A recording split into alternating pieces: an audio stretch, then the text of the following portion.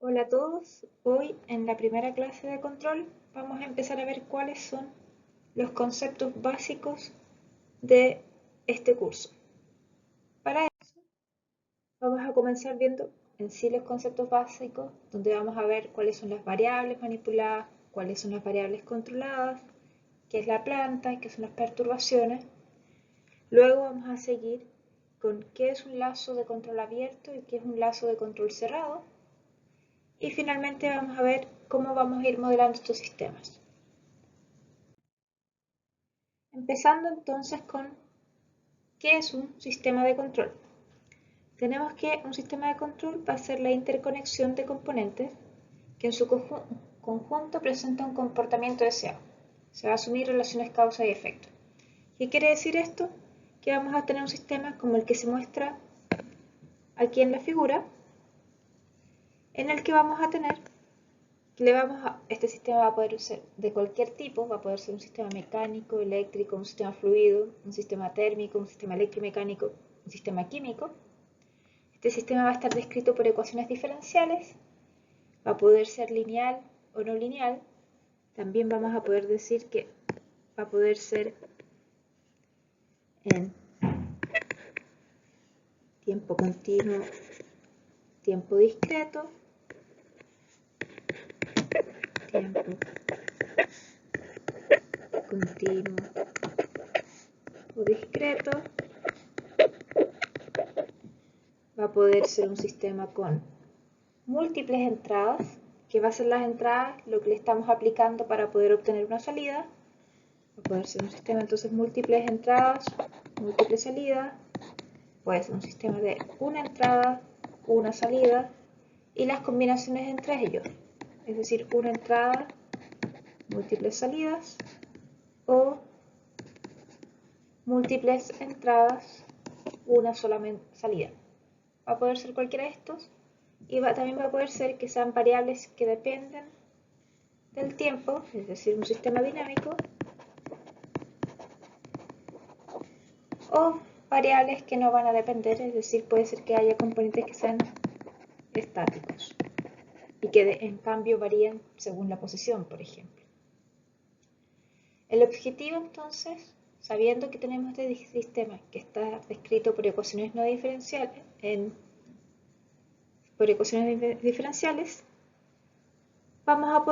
vamos a querer obtener una salida dada, es decir, vamos a querer obtener algún valor dado una entrada.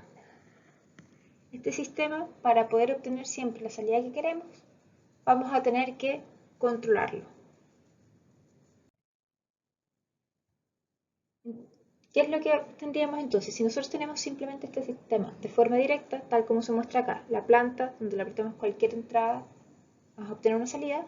Esta salida va a poder ser un valor cualquiera, como vamos a ser que tengamos una curva como la que se muestra aquí, donde si se fijan, el valor de salida no está en 1.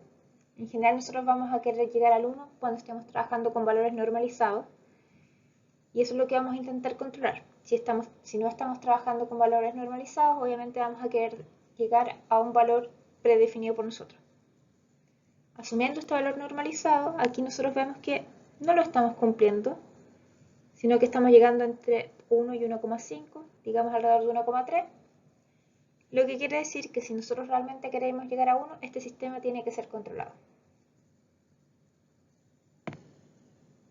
Ahí estamos marcando que nos está llegando. Además vamos a ver que este sistema va a tener primero una respuesta que se llama transiente, lo que tenemos acá al inicio, es el transiente, y vamos a tener también después la otra componente que es el valor estacionario. Y cuando trabajemos con los controladores, nosotros nos vamos a preocupar de las dos partes. Por un lado, lo que les estaba comentando recién, vamos a querer llegar siempre al valor 1, si está normalizado, y esto vendría siendo obtener el valor estacionario que queremos, pero también vamos a querer trabajar cómo es este transiente, porque no va a ser lo mismo tener un transiente como el que estamos viendo acá, que tiene una gran sobreoscilación y varias curvas, que tener un transiente del estilo, lo vemos en otro color, que nos dé una respuesta de este estilo. Es decir, esta segunda curva que acabo de dibujar va a estar mucho más amortiguada que la primera. ¿Por qué nos va a interesar trabajar con curvas que estén más amortiguadas en algunos casos? Porque, por ejemplo, cuando le aplicamos curvas amortiguadas a un sistema mecánico, este sistema va a durar más en el tiempo, le vamos a producir menos desgaste. Porque cada vez que se le aplica una de estas curvas, en sistemas mecánicos son vibraciones, lo que hace que con el tiempo llegue a romperse los ejes. También, ¿qué podría pasar si tenemos una sobreoscilación muy alta? Puede ser que nos salgamos de los límites de operación. Por ejemplo, si estuviésemos trabajando con un sistema eléctrico, un sistema de potencia, nosotros sabemos que las frecuencias tienen que mantenerse entre más o menos 49,5 y 50,5. Si la sobreoscilación es muy alta, no vamos a cumplir con los rangos establecidos por las normas. Entonces, nuevamente ahí se van a tener que ajustar cómo son estas sobreoscilaciones y quizás no cancelarlas, pero sí obtener sobreoscilaciones más pequeñas. Y estas son las cosas que nosotros vamos a ver con los controladores. Los vamos a definir de tal forma de poder obtener la respuesta que estemos deseando. Y así podemos ver cómo, en la figura de abajo, cómo va a mejorar la respuesta que tengamos hasta que podamos tener otro tipo de curva que nos guste más. Ahora, si tenemos ya nuestro sistema de control, ¿cómo se van a llamar los componentes del sistema de control? Acá tenemos la primera parte, que podemos ver que está en nuestro sistema, que lo podemos llamar planta. Y antes de eso, si se acuerdan, antes le estábamos agregando directamente una entrada, ahora tenemos un controlador, que puede ser cualquier tipo de control que queramos. Vamos a tener una referencia, que va a ser el valor que nosotros queremos tener a la salida, que cuando está normalizado va a ser igual a 1. Y vamos a tener una salida que tiene que llegar a ser igual a la referencia, o muy cercana, según qué tipo de control estemos aplicando. Entonces vamos a tener que esta es la planta. La planta va a estar modelada por variables de estado, es decir, todas las ecuaciones, todos los componentes de este sistema que lo modelan, va a ser un estado del sistema. Vamos a la salida, el valor al que queremos llegar, va a ser nuestra variable controlada. La variable que está cambiando después del controlador, la que está llegando al sistema, es la variable manipulada, porque nosotros la estamos manipulando. Y bueno, antes tenemos ahí la referencia. Y lo otro que también va a suceder es que nuestro sistema puede ser que tenga perturbaciones. ¿Qué quiere decir eso? Que sucedan situaciones que no teníamos consideradas al inicio. Por ejemplo, si tenemos un estanque de agua, una perturbación sería una fuga, porque nadie diseña un sistema que tenga fugas incluidas. Entonces, ¿qué va a pasar ahí? Ahí se van a proponer distintos tipos de sistemas de control que puedan trabajar mejor o peor frente a perturbaciones que se den. Va a haber algunos casos donde su sistema es óptimo y no va a haber perturbaciones, van a tender a cero, y va a haber otras donde las perturbaciones pueden ser muy altas.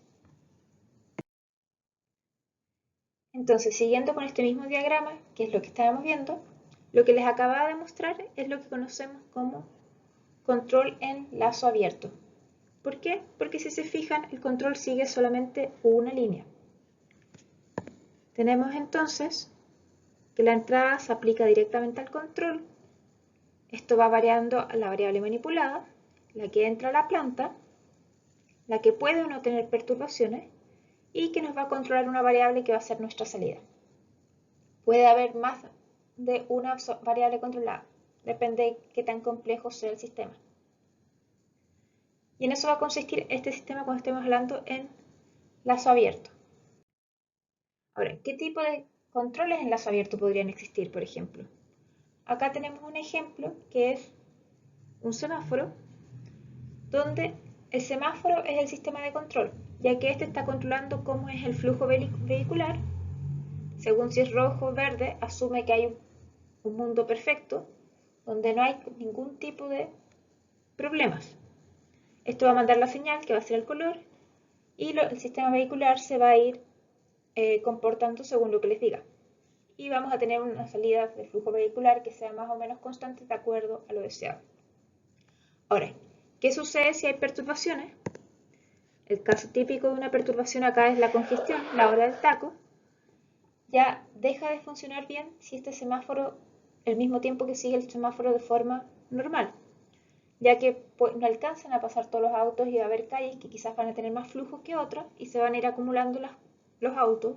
Esta curva va a seguir aumentando, mientras que quizás la calle perpendicular está vacía porque en esa hora no tiene un tráfico muy alto. ¿Y cuál es el problema de este sistema cuando está en lazo abierto? Que no está considerando que el comportamiento de las personas en las calles es distinto, según la hora del día, según el periodo del año. ¿Qué se hace en esto? La solución es trabajar obviamente con sistemas en lazo cerrado, donde se agrega acá un sensor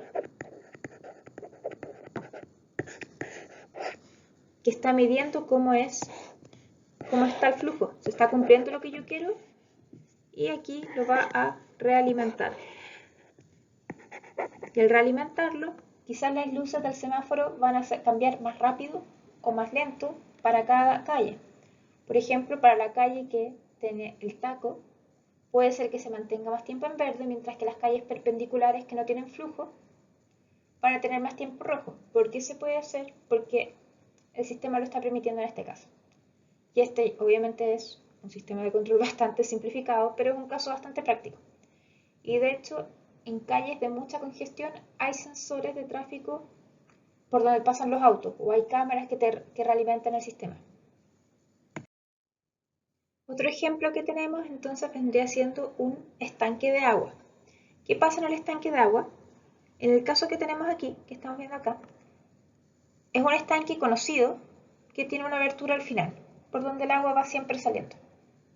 Imagínense que nosotros sabemos de qué tamaño es esta salida.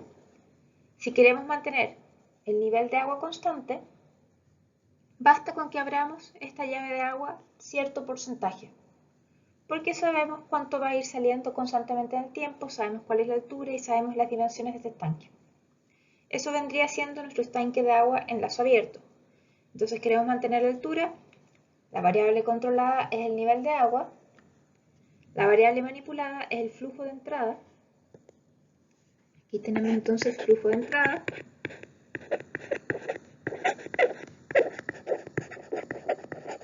El controlador es la llave de agua y la referencia es la altura deseada.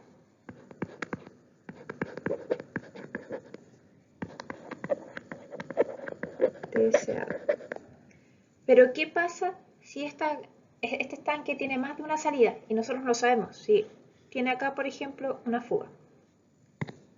Veamos que por acá está goteando. Si sucede eso, no vamos a lograr nuevamente mantener el nivel de agua, ya que tiene pérdidas desde aquí. Y para poder considerarlo tendríamos que abrir más la llave, de hecho. ¿O qué pasa si se tapa parte de esto? Tendríamos que abrir menos la llave de agua. Este tipo de cosas vendrían siendo las perturbaciones, es lo que consideraríamos a trabajar con lazo cerrado. Sabiendo esto, ya tenemos claro cómo funciona un sistema en lazo abierto, sabemos que tenemos una salida que es deseada que la vamos a considerar y lo que queremos obtener siempre es llegar a que la salida IDS es igual a la entrada RDS. Ahora, lo que pasa en la realidad, ya que hay perturbaciones, nosotros vamos a multiplicar IDS, lo mismo que GDS, es decir, el sistema de la planta, por RDS. Entonces va a ser distinto de solamente la referencia, porque existen todos estos otros componentes. ¿Qué es lo que se hace para hacer que sean iguales? Lo que ya había conversado, que es trabajar con un lazo cerrado. Cuando tenemos un lazo cerrado, básicamente conectamos la realimentación. Para esto, agregamos aquí los sensores, que en el caso del estanque de agua vendría siendo un sensor de altura, por ejemplo, y en el caso del tráfico, un sensor de tráfico, podría ser una cámara en una calle dada. Y le agregamos cualquier tipo de controlador. Aquí en este caso, imaginemos que el controlador es una ganancia constante. Y GS es la función de transferencia de esta planta, que es decir, lo que está representando la planta. La función enlazo cerrado de este sistema va a estar dada por IDS, va a ser igual a GDS, la planta, por este controlador, que en este caso es solamente una ganancia constante, el cual va a estar multiplicado por R menos I. Estoy siguiendo la ecuación.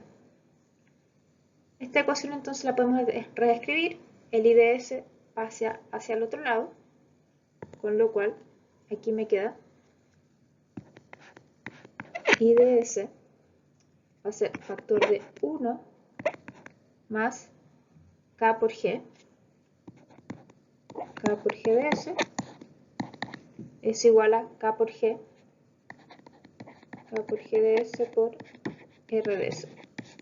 Solamente apliqué matemática y luego yo reescribo, paso dividiendo la referencia IDS sobre RDS y paso este componente abajo, me queda K por GDS sobre 1 más K por GDS.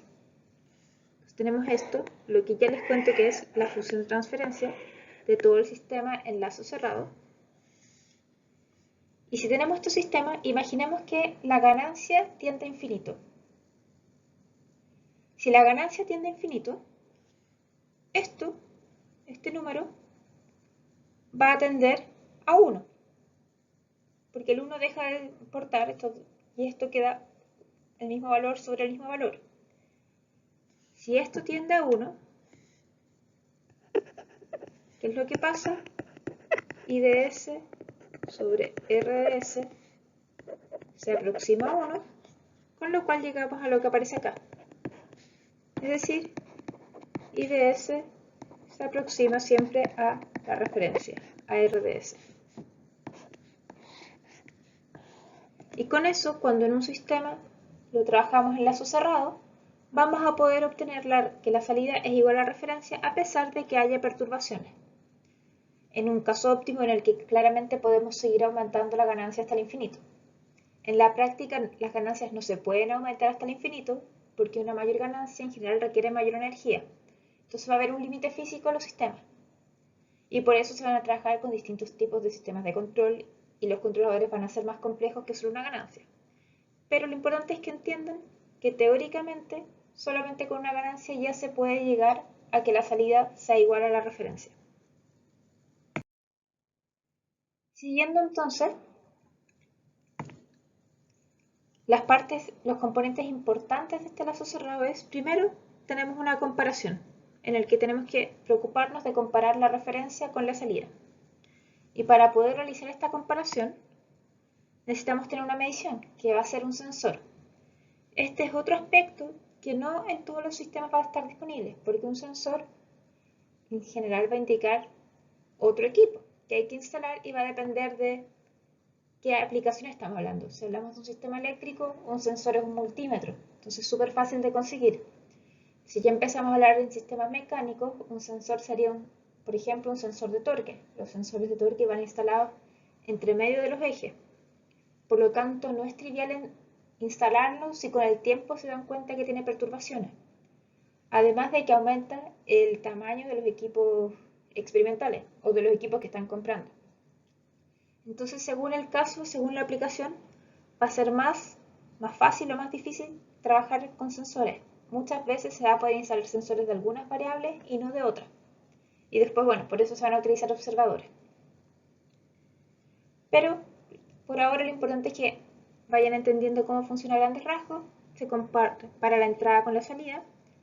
Se debe medir esta variable, la salida, y según la aplicación va a ser más o menos conveniente utilizarlo. Si es una aplicación sin perturbaciones, quizás va a convenir más trabajar en lazo abierto porque así nos vamos a ir ahorrando los sensores. Pero ¿por qué utilizar lazo cerrado? Para obtener una salida lo más parecida a la referencia y para reducir el efecto de la incerteza. ¿Por qué utilizar lazo abierto? Porque se conoce el sistema, no hay variables y se pueden reducir costos. Acá, bueno, el ejemplo que ya conversamos, cómo se comportaría este semáforo en lazo cerrado. La luz del semáforo cambiaría por un sistema de control el cual dependería de cómo va el flujo vehicular en comparación a la salida. Entonces, según eso, uno va cambiando las luces más rápido o más lento. Y según esto se manda la señal. Acá la señal es el color de la luz.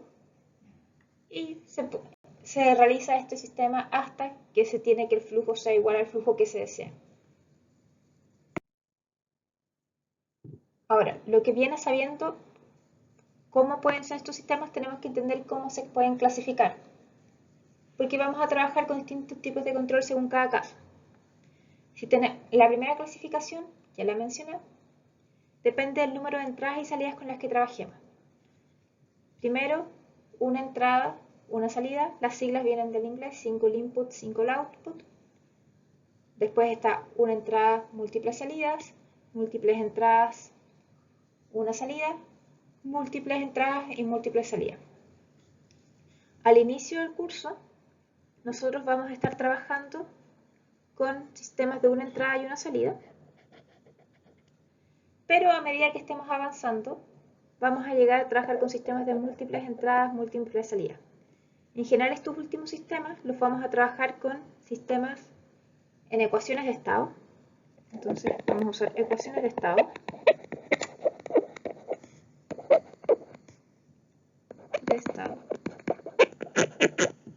Y para esto vamos a usar funciones de transferencia.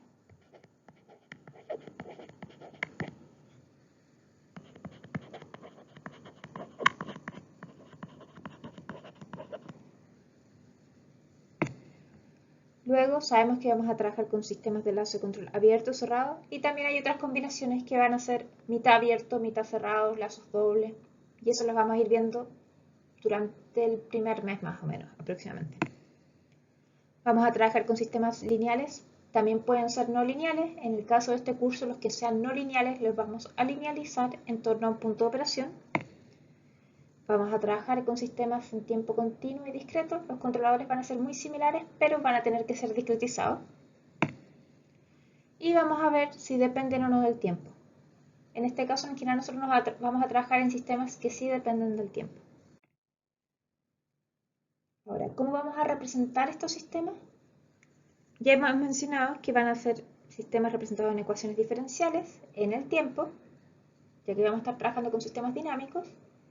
Y luego vamos a modelarlos de acuerdo a su función de transferencia o variables de estado. Las funciones de transferencia las vamos a hacer para sistemas SISO y las variables de estado las vamos a hacer para sistemas MIMO. Y en ambos casos el sistema va a poder ser continuo o discreto, y vamos a ver los dos casos. Ahora, ejemplos, cómo vamos a encontrar estas ecuaciones de estado, estas funciones de transferencia. Ya vimos cómo se encontraban a grandes rasgos, pero acá lo tenemos con aplicaciones específicas. Esto que tenemos aquí vendría siendo un sistema rotacional. Es un eje que rota y que tiene un peso que está rotando con eso. Y acá B es el amortiguamiento de este sistema. Este modelo que estamos viendo acá es representativo de cualquier máquina eléctrica o de cualquier pala, porque tenemos una máquina que está rotando a una velocidad V, tiene un torque TdS en su eje y tiene una masa J y está amortiguado. Este sistema está representado en el tiempo como la inercia por la aceleración más este amortiguamiento por la velocidad va a ser igual al torque generado. Lo pasamos entonces a Laplace. Entonces J queda por S más B por la velocidad en S nos va a dar el torque. Esto es una S. Y teniendo estos sistemas ya sabemos que si queremos modelar la salida considerando la velocidad y la entrada del torque, nos va a quedar que la función de transferencia va a ser 1 sobre Js más B. Donde esta es la función de transferencia siempre tiene la salida en el numerador y la entrada en el denominador. Otras formas de referirnos a la función de transferencia va a ser HDS o FTDS, o simplemente salida sobre referencia. Además, lo otro importante a considerar es que nosotros vamos a estar trabajando con sistemas LTI, que quiere decir que son lineales y no varían en el tiempo. cuando hablemos de un sistema de TI, que se lo van a encontrar muchas veces, va a ser sistema lineal que no varía en el tiempo. Ahora, otro ejemplo que sería acá el caso eléctrico. Si lo queremos resolver, es análogo al caso mecánico. Hay que encontrar las ecuaciones diferenciales primero. Tenemos que B de t va a ser igual a la inductancia por dI de t, más la resistencia por I de t, más el voltaje en la capacitancia. Y paralelamente sabemos que la corriente en la capacitancia es lo mismo que C por dB de C a dt. Este sistema de ecuaciones diferenciales nuevamente lo pasamos a Laplace. Nos queda Bs por LSI más LS por I, R por I más Bs, y la corriente C por S por el voltaje en la capacitancia. Entonces, ya teniendo este sistema, nosotros podemos reemplazar y encontrar directamente cuál vendría siendo la función de transferencia, obteniendo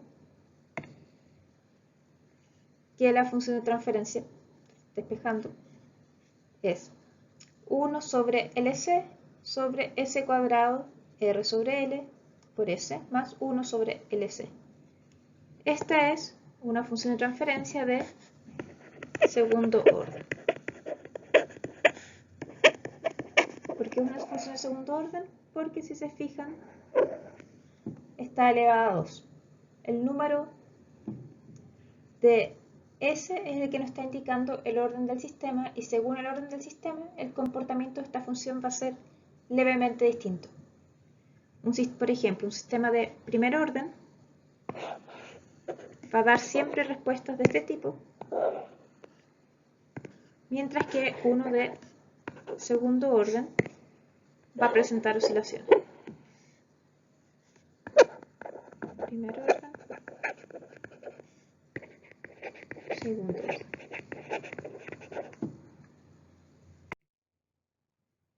¿Qué es la otra cosa importante una vez que ya hemos encontrado las funciones de transferencia? Es distinguir que el numerador van a ser los ceros y el denominador van a ser los polos. ¿Qué quiere decir esto? Si lo pasamos a un eje real imaginario, lo que nos va a importar va a ser principalmente la ubicación de estos polos, ya que nos va a decir si el sistema es estable o inestable. Y son estos los componentes que nosotros vamos a ir moviendo cuando estemos sintonizando controladores, cuando lo hagamos sobre todo por lugar geométrico de la raíz, que va a ser el primer método que estudiamos en el curso. Si los polos nos quedan en el semiplano derecho, vamos a tener un sistema inestable y nos vamos a preocupar de cuando diseñamos este sistema de control de pasarlos al semiplano izquierdo para volver al sistema estable. Además de saber cómo se comporta esto, a nuestro sistema le vamos a poder aplicar distintas entradas. En general vamos a trabajar con entradas al escalón. ¿Y a qué nos vamos a referir? Entradas que son solamente un escalón, un cuadrado. Podemos también trabajar con entradas en rampa. La ventaja de las rampas, sobre todo para máquinas eléctricas, es que generan menos vibraciones a la salida. Y por lo tanto también es bastante preferido en muchas aplicaciones. También puede ser que tengamos entradas que son impulsos, que vendría siendo, por ejemplo, una perturbación. O en el caso de sistemas eléctricos, que van a ser entradas sinusoidales. Y para cada caso se van a estudiar las respuestas aplicadas a esta función de transferencia. Y por último, lo último es ver cómo se comportan, cuáles son las transformadas de Laplace en cada caso, más que explicar cada una, porque esto ustedes ya lo han estudiado en cursos pasados, es básicamente mostrárselas para que los tengan a mano para cuando sea necesario utilizarlo. Entonces en esta tabla ustedes van a poder revisar cómo se comporta el escalón, por ejemplo, en el tiempo y cuál es su transformada de Laplace, y lo mismo para el resto de los componentes. Y a esto nos vamos a estar refiriendo muchas veces cuando necesitemos estudiar los sistemas más adelante y queramos saber qué esperamos de la salida de nuestro sistema. Vamos a tener que pasar a Laplace y estas van a ser las transformadas que vamos a utilizar. De esta forma llegamos al final de la primera clase y continuamos con sistemas de primer y segundo orden en la siguiente.